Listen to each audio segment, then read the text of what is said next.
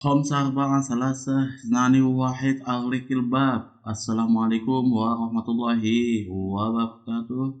Ketemu lagi dengan saya Abdurrahim di Solo Podcast season pertama episode ke-9 tentang geger di kripto bikin investor garis keras bermuram durja. Entah apa yang terjadi di dunia kripto belakangan ini ya kan. Yang saya lihat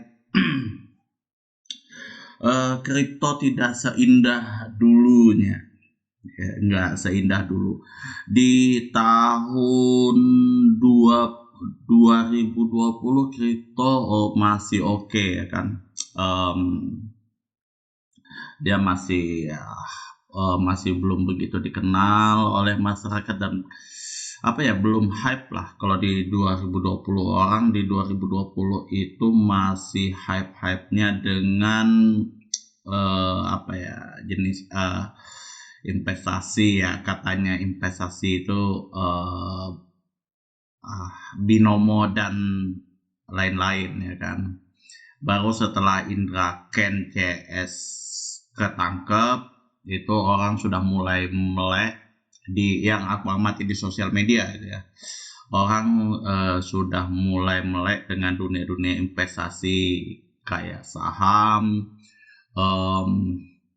apalagi forex, kemudian cryptocurrency, yang mana di semua market itu, dari semua market yang saya amati, yang paling hype 3: saham,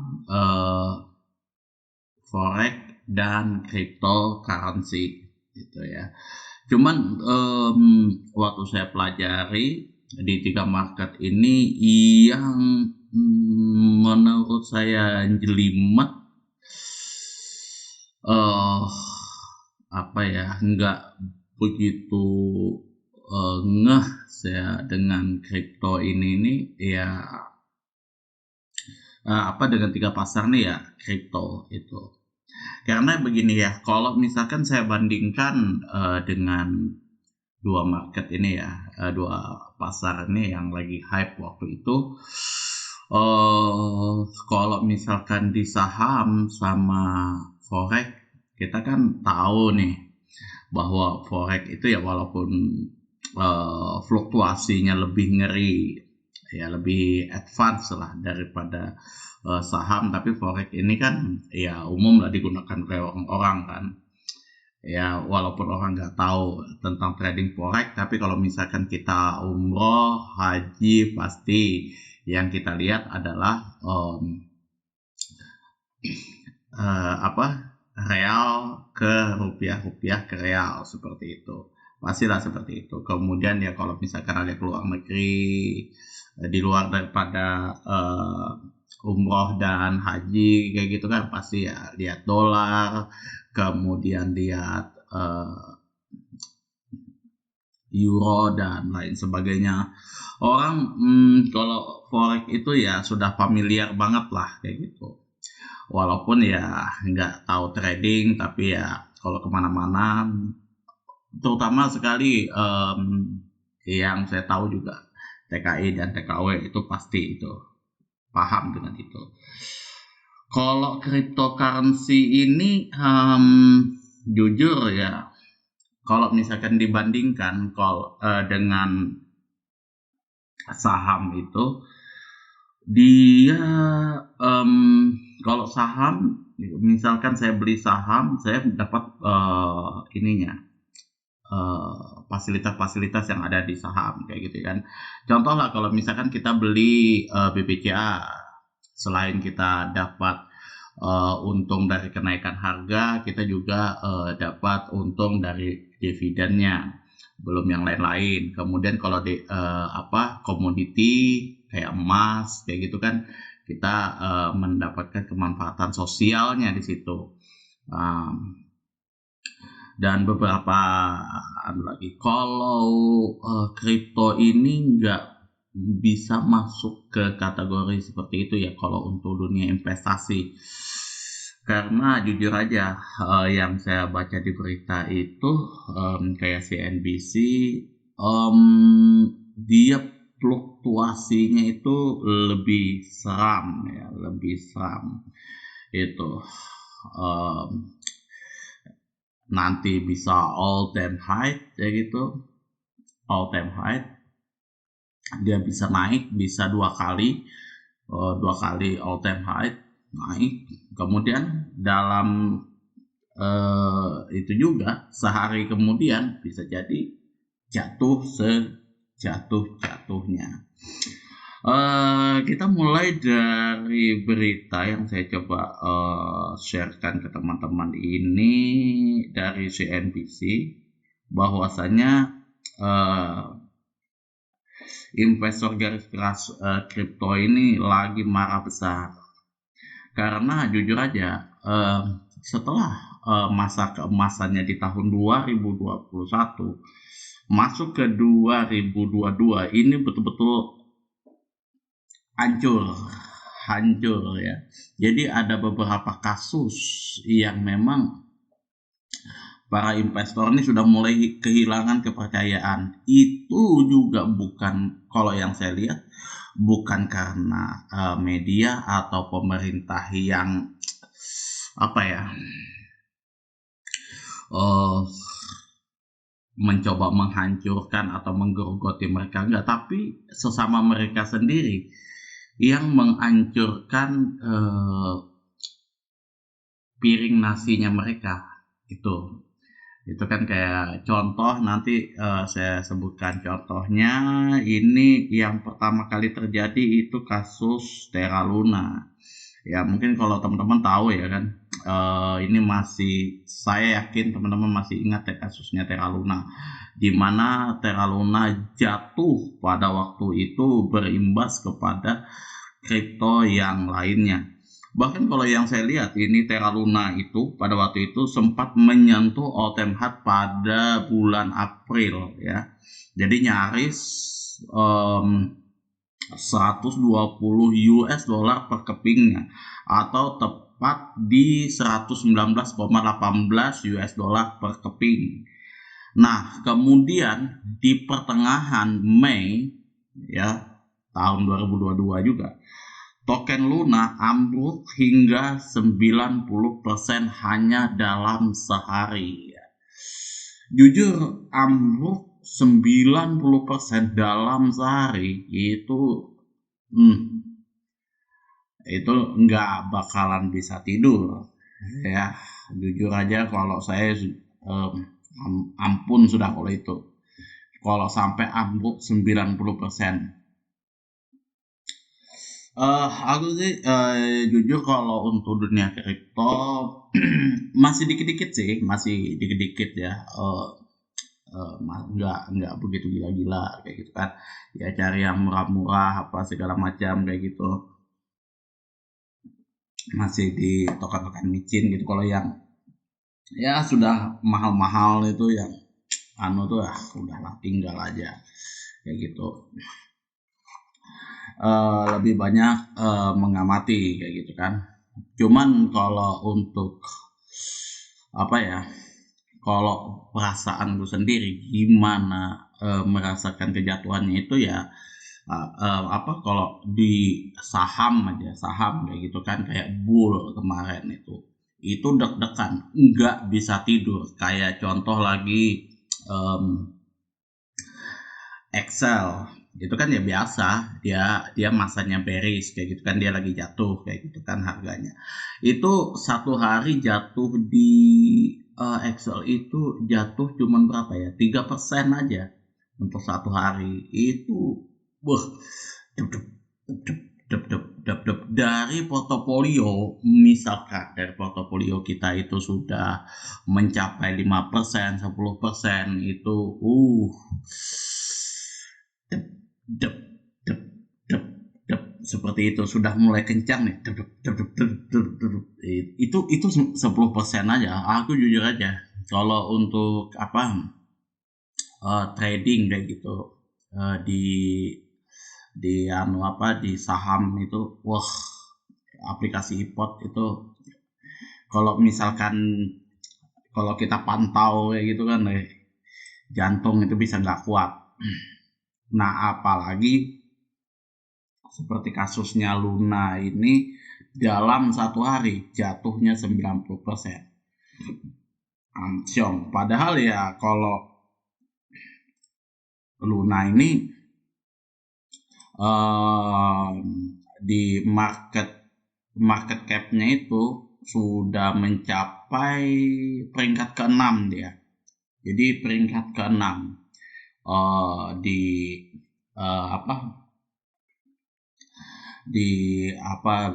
kayak Indonesia. Kalau misalkan di saham Indonesia itu ya di bursa efeknya itu dia di peringkat ke-6. Kalau misalkan market cap-nya, kalau kita market cap-nya kita lihat di fundamental yang pertama, kalau nggak salah sekarang itu menduduki Butuh, BCA, kemudian ada BRI dan lain sebagainya. Kalau ke-6 itu anggaplah kita ambil contoh itu Adaro lah, misal kayak gitu kan, Adaro kayak gitu. Nah, ketika Adaro itu collab ambruk 90% per hari, itu jujur kalau di dunia saham kiamat sudah itu. Kalau yang seperti diterangkan sama Dr. Gemma Guyardi. Nah, Dr. Gemma Guyardi ini yang kemarin saya lupa itu ya, nama beliau di Anwar. Kalau nggak salah beliau ini pendirinya Astronaci. Itu beliau ini termasuk salah satu apa ya, kalau YouTube-nya tuh saya sering ikuti itu apapun anunya. Jadi kalau ada orang yang nggak suka dengan Dr. Gemma Guyardi, saya paling suka. Nah, itu cuman ya memang harus apa ya, orang-orang yang tanpa mafia kalau di sini kayak gitu kan, karena kalau melihat dari kejatuhan yang seperti ini sangat amat mengerikan dan kita tidak bisa apa ya, berharap banyak di dunia kripto. Misalkan kita mau investasi jangka panjang, ya kalau investasi kan masih jangka panjang. Kalau misalkan trader kayak saya ya yang bisa dikatakan jangka pendek lah, paling 6 bulan agak tahu kan mau jual kayak gitu. Nah, itu yang pertama. Kalau di 2021 itu jatuhnya Terra Luna, itu saya masih ingat itu kalau jatuhnya Terra Luna kayak gimana. Bahkan awalnya saya sempat ketawa-ketawa, ujung-ujung akhirnya nangis juga saya, karena jujur kasihan sih kalau saya melihat itu.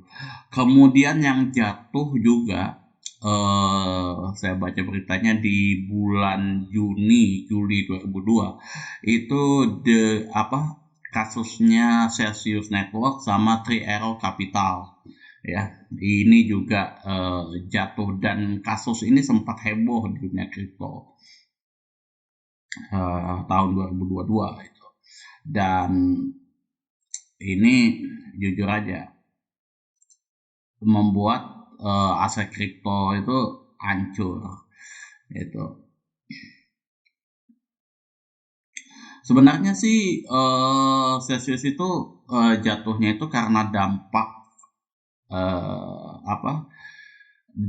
dari kejatuhan Terra gitu ya. Itu ya alhasil ya semua aset Celsius pada bulan November 2021 itu mencapai 25 miliar US dollar, tetapi Mei lalu asetnya turun jadi 11,18 miliar. Jadi ya krisisnya Celsius ini betul-betul juga. Kemudian masuk Three Arrow Capital jatuh sampai dinyatakan default pada waktu itu oleh debiturnya yang bernama Voyager Digital, ya kan. Jadi dia itu nggak bisa memenuhi kewajiban pinjaman yang senilai 670 juta US dollar atau sekitar 9,9 triliun rupiah itu asumsi kursnya kepada Voyager. Jadi ya kalau pemilik atau CEO daripada Tree Arrow Capital ini kalau nggak salah adanya di Bali. Yang terakhir dilihat itu ya di backgroundnya itu di depan masjid. Selain Terra Luna, kemudian apalagi Celsius dan Tree Arrow Capital, yang nggak kalah hebohnya yang saya juga sempat shock itu FTX. FTX ini lumayan besar loh ini. Lumayan besar. Jadi pada pertengahan November 2022 ini awal mula terjadinya krisis FTX. Kemudian dia longsor untuk ketiga kalinya di pasar kripto. Nah, awal mula krisis likuiditas yang membuat heboh di kalangan investor adalah berasal dari situs berita kripto yaitu CoinDesk. Ya, kalau misalkan CoinDesk itu ini saya baca CoinDesk. Lain ada CoinDesk lain. Ya, Coin Market kalau yang saya biasa baca. CoinDesk pada November lalu melaporkan adanya kebocoran balance sheet Alameda Research, perusahaan afiliasi FTX sangat bergantung pada token utilitas FTX, yakni FTX token atau FTT, dan yang mempunyai CEO FTX ini lagi buron juga itu. Dan memang ada kecurigaan itu CEO FTX ini melakukan transfer ya secara senyap lah, secara ilegal pada waktu itu, sehingga akhirnya FTX ini nggak ada anunya kayak gitu. Dan FTT ini berusaha menjual ke perusahaan untuk di proses likuidasi oleh crypto Binance. Tetapi kayaknya CEO Binance Changpeng Zhao ini menegaskan dengan langkah yang disengaja hal ini memicu penarikan FTT besar-besaran. Jadi belum ada kesepakatan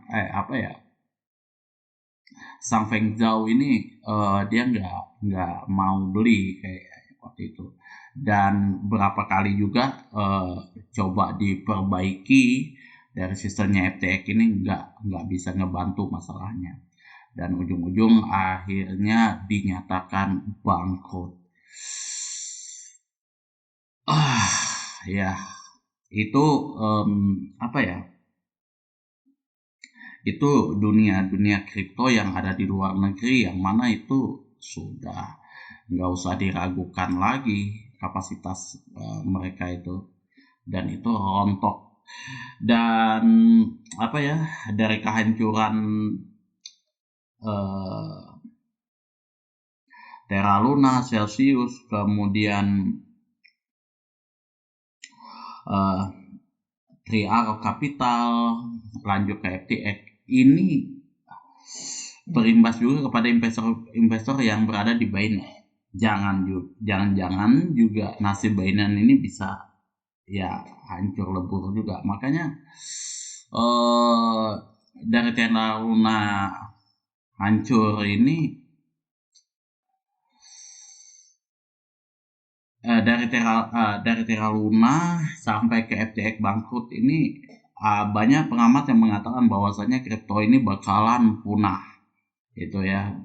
bakalan punah. Hanya saja ya kalau misalkan kayak Robert T. Kiyosaki di dalam Twitternya, di akun Twitternya mengatakan dia akan bangkit lagi. Tapi kalau yang saya lihat saya amati di di TradingView, mungkin karena saya basicnya saham, kayaknya belum begitu banyak mengetahui tentang dunia kripto. Susah kayaknya kalau cryptocurrency itu bisa balik. Yang saya lihati kayak misal contoh Bitcoin USD kayak gitu.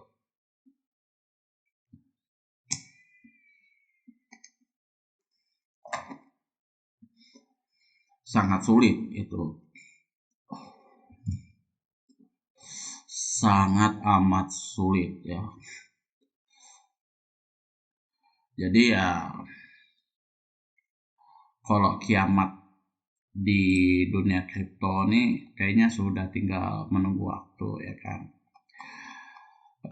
Kalau misal dulu waktu saya nonton podcastnya apa ngobrol asik itu Anang Hermasa sama Ashanti waktu itu kan, waktu dia mempromosikan asik token itu, waktu itu masih jelimet, waktu itu belum ada di Indodax, belum ada di Binance, belum, masih Binance kayaknya belum, Indodax saya lupa itu, tapi belum ada di Indodax itu. Ya pokoknya begitu naik turun sudah out itu. Jadi nggak bisa, dan saya juga nggak setuju kalau misalkan dia mengatakan bahwasanya ini investasinya masih harus jangka panjang. Kita lihat jangka panjang sekarang sudah tertiara kayak gitu kan. E-coin Indonesia Coin punya Wirda Mansur itu sudah, kalau ya kata-kata netizen rockpool kalau mengikuti kata-kata netizen ya kan, karena sudah nggak ada lagi di capital market ya. Capital market, coba saya cek dulu di capital market, coin market cap, sorry, di coin market cap saya coba lihat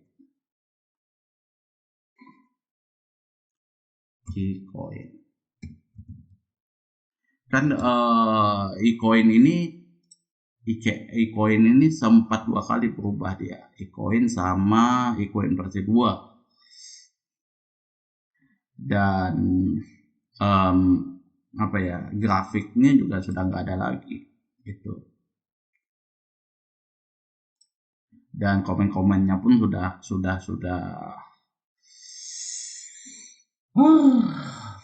jelek-jelek semua itu ya. Nggak tahu lah sudah kalau sudah begini. Dan asik ini kalau di Indodax yang saya lihat asik sudah bukan asik lagi, tapi dia asik V2. Artinya mungkin asik yang pertama, token asik yang pertama itu sudah disuntik mati. Nah kalau misalkan sudah disuntik mati, otomatis kita yang investor pun juga ya akan percaya lagi. Kayak misalkan kasusnya Terra Luna ada, kemudian meluncur lagi Luna Classic. Ya kan Luna Classic pun juga tidak ya nggak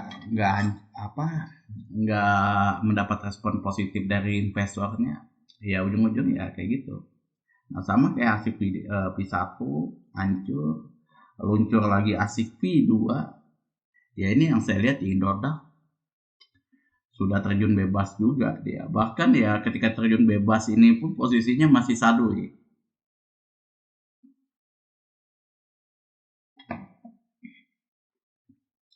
Saya amati juga kalau misalkan dari sisi volumenya ASIC P2 e-coin itu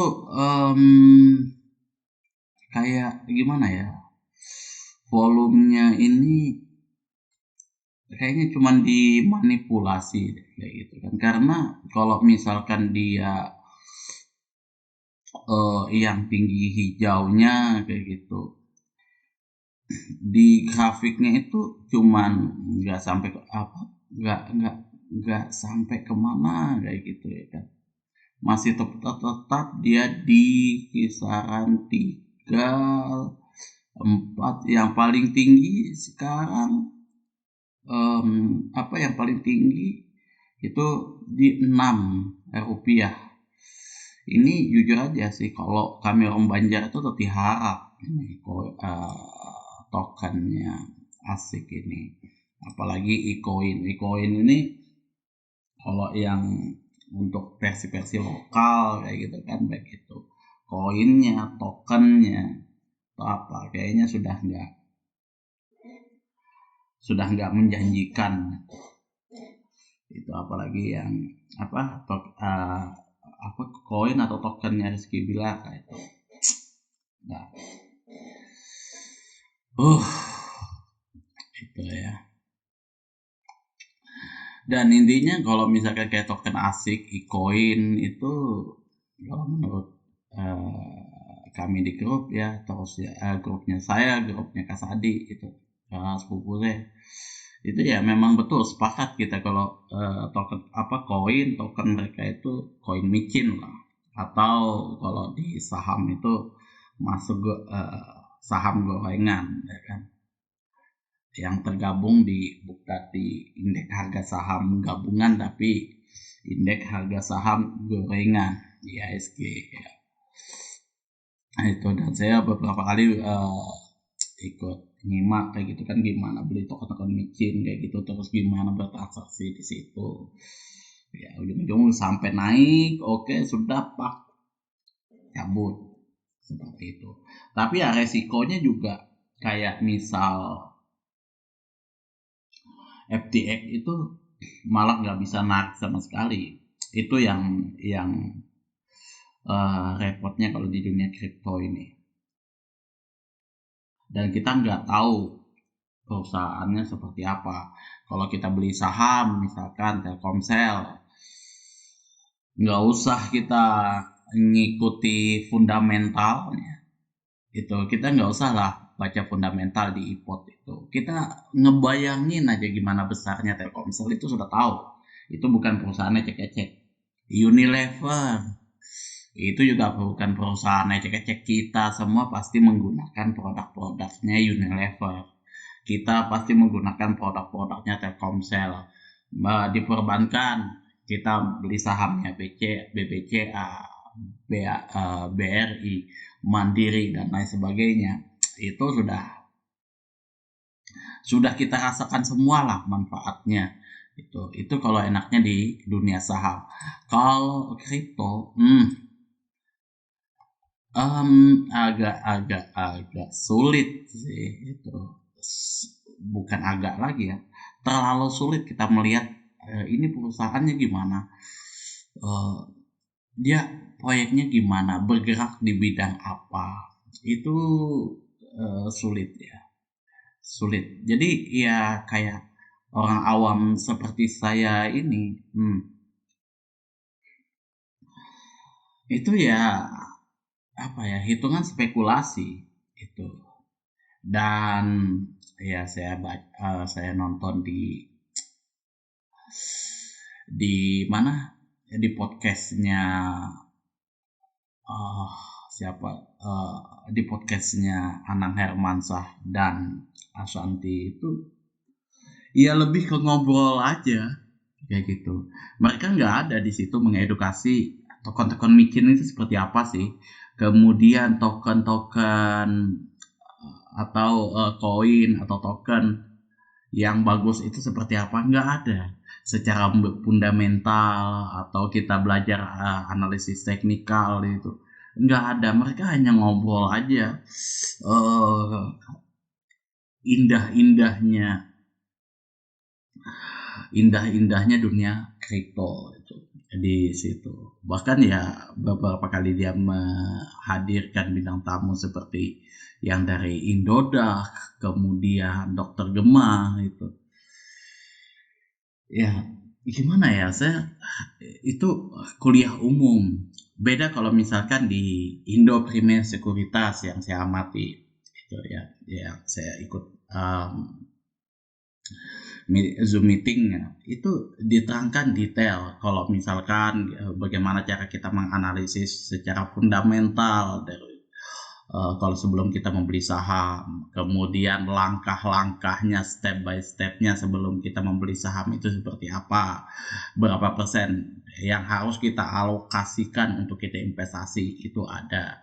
Kemudian di situ dia jelaskan untuk saham-saham yang bagus seperti apa, kayak gitu. Dengan karakter kita masing-masing, kalau misalkan jangka panjang pilih yang saham-saham yang memang market cap-nya tinggi, yaitu mereka pasti selalu nyarankan seperti itu. Kayak contoh yang biasa mereka contohkan itu kayak BRI, BBCA, Mandiri, yang mana market cap-nya itu antara 5, 10 triliun ke atas seperti itu. 5 sampai 10 triliun ke atas. Pokoknya pokoknya ke atas itulah, dari minimal itu 5 triliun.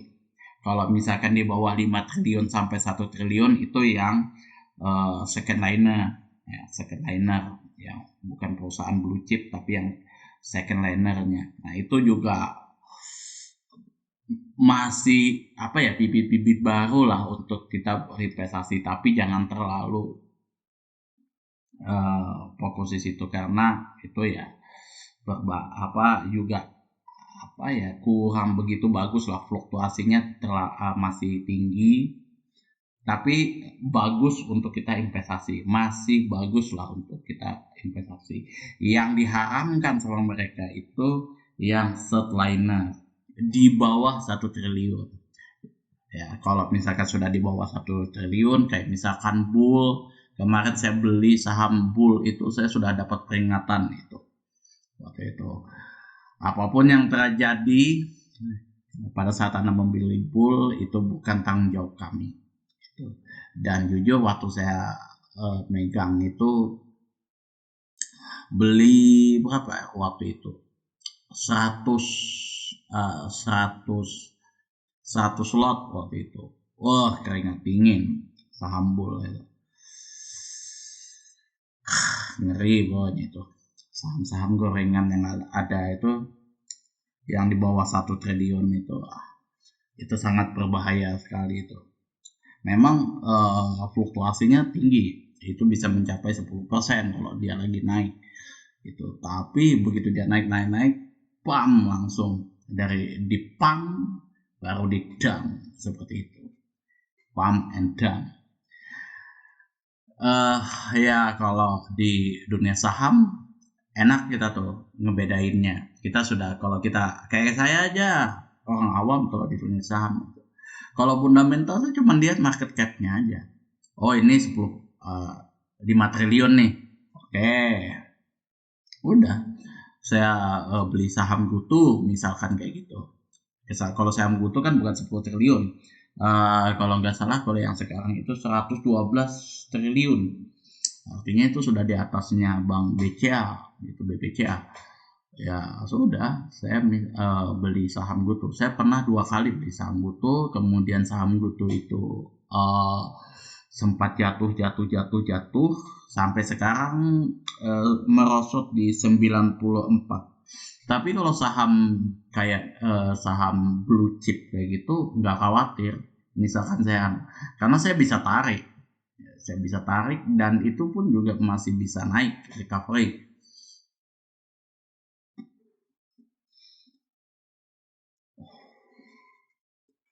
Itu masih bisa recovery, masih bisa saya tarik kayak gitu.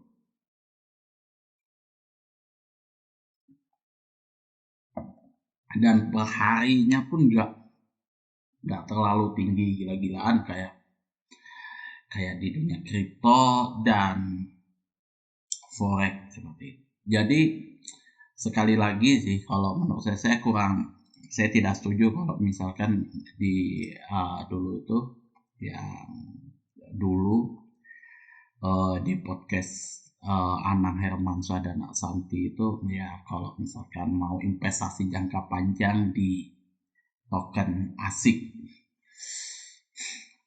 investasi jangka panjang, jangka pendek aja sudah dia begitu jatuh, harap dia suntik mati kemudian ganti di asik virtual 2 ya V2. Itu aja sudah nggak konsisten, artinya ya aset apa ya, duit orang yang diinvestasikan di asik yang pertama kali launching itu ya sudah hilang, raib gitu sudah. Itu ya mungkin dia punya alasan yang berbelit-belit atau apa gitu kan, ya sudah. Contoh lagi yang saya ketawa waktu itu tokennya eCoin ya kan, itu punya Wirdah Mansur itu kan, dia mengatakan waktu itu Wirdah Mansur, saya ingat betul itu Wirdah Mansur mengatakan insya Allah go to the moon. Disangka sama bapaknya bukan cuma go to the moon, tapi insya Allah go to the heaven, ya menuju ke surga, tapi kenyataannya go to the hell, itu ya masuk ke dalam neraka. Gimana kan neraka jatuhnya kayak gitu ya kan, langsung ngeblangsak sampai dikeluarkan dari coin market cap gitu. Jadi kalau di coin market cap kita nggak bisa lihat ini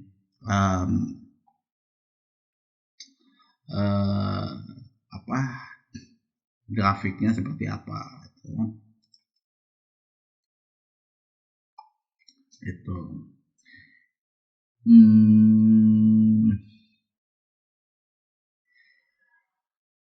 untuk sekarang sih yang saya amati kayak misal exchange yang bertahan itu, exchange yang masih bertahan itu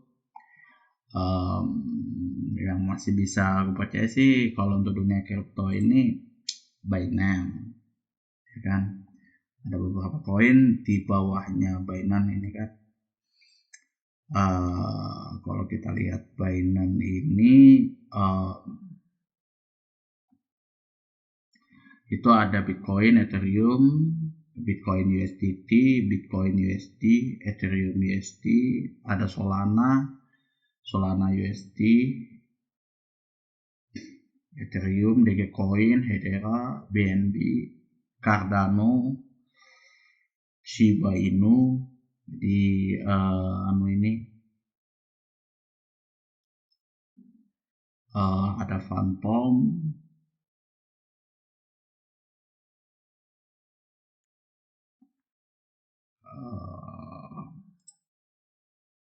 pokoknya Binance ini, BNB ini ada banyak ya, termasuk kayaknya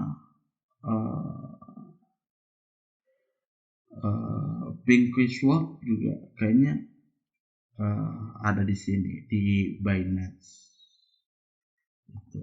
Dan memang ini lumayan berkelas juga exchange-nya Binance ini.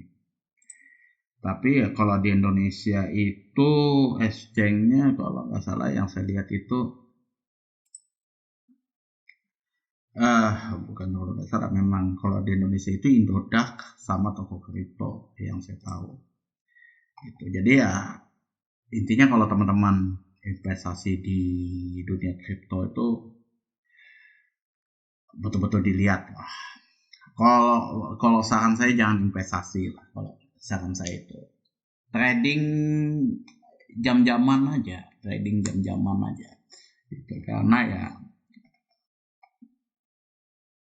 kalau di CNBC itu pasar kripto lagi anjur ya, karena beberapa faktor ya, ada faktor internal, ada faktor eksternalnya juga. Kalau kayak Terra Luna itu lebih dominan ke eksternalnya ya.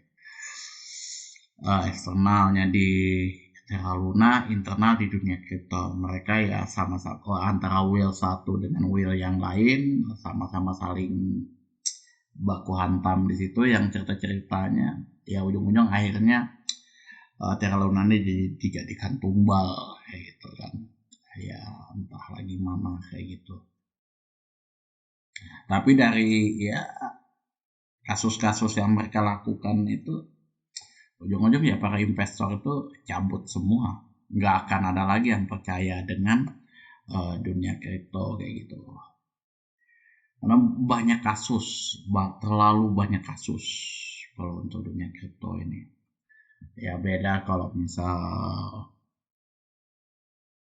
saham itu ya mereka kalau menipu tuh secantik mungkin, dan kalau misalkan kita masuk di situ nggak bisa dijerat dengan penipuan karena kita masuk di sarangnya mereka memang itu. Ya kalau kayak misalkan saya kayak gitu kan beli bull, ya saya nggak akan bisa menuntut bull itu melakukan penipuan karena ya dari exchange-nya seperti iPod itu sudah memberitahukan, sudah mengedukasi ke kita nih. Bahkan saya juga tanya kan, itu bull seperti apa, jangan masuk di situ, itu shortliner, itu market cap-nya di bawah 1 triliun, bahaya, itu bahaya. Ya kalau misalkan sampean coba itu kan, ya coba sedikit-sedikit aja cari pengalaman di situ lah gimana rasanya gitu kan. Memang deg-degan nggak bisa tidur, ya mentor kami pun cuma bisa ketawa waktu itu waktu itu ya cuma 300.000 aja waktu itu dapat 100. Memang harganya murah, fluktuasinya tinggi, tapi ya itu bahaya sekali, bahaya ya. Itu saja yang dapat saya sampaikan ya. Pesan saya di dalam investasi di dunia kripto ini, hati-hati, harus betul hati-hati ya, cek betul perkembangan ininya,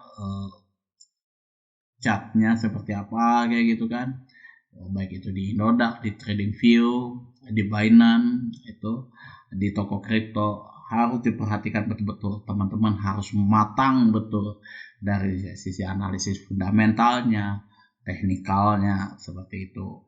Ya karena kalau pemetaan kami itu, kalau untuk para pemula itu saran mentor kami itu di saham. Itu untuk para pemula. Pilih saham-saham blue chip karena fluktuasinya itu cenderung rendah gitu ya kan. Blue chip itu sarannya. Kemudian kalau mau coba yang lebih advance itu di forex, yang lebih ininya lagi di atas daripada advance itu ya cryptocurrency. Itu sudah memang betul-betul ya kalau bisa itu memahami betul sekelas materi-materinya Dr. Gemma Guyardi itu sudah di luar kepala udah pokoknya gitu. Begitu turun sedikit sat langsung cut loss seperti itu, ya nggak ada masalah. Tapi kalau misalkan teman-teman masih lugu, masih cupu gitu kan, langsung masuk di kripto tuh, wow, itu teman-teman masuk di hutan belantara yang dimana di situ ada banyak predator yang menunggu sampean di situ.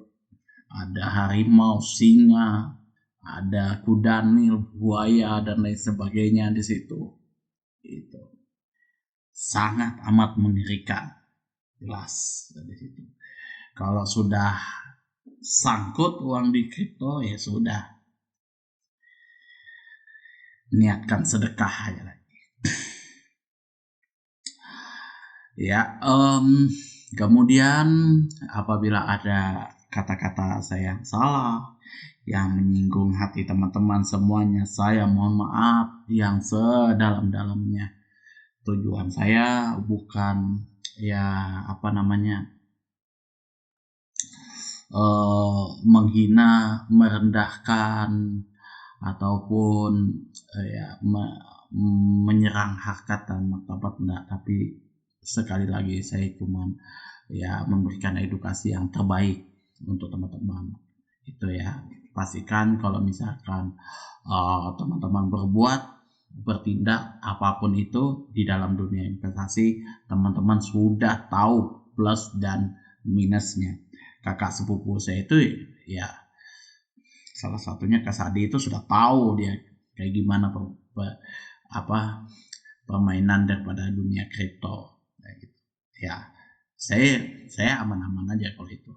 Tapi kalau ada adik saya yang lain belum saya sarankan itu, atau teman-teman yang lain belum berani saya sarankan masuk di dunia kripto, mending saham atau reksadana itu ya. Kemudian apabila ada saran, kritikan, masukan, dan juga pertanyaan, silahkan teman-teman atur di kolom komentar apapun pertanyaannya.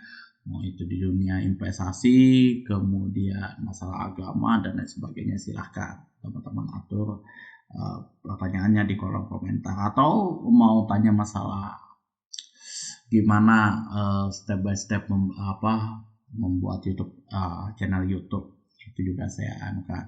Atau teman-teman mau misalkan software editing apa yang saya gunakan kayak gitu kan untuk membuat podcast atau membuat video, nanti saya bisa atur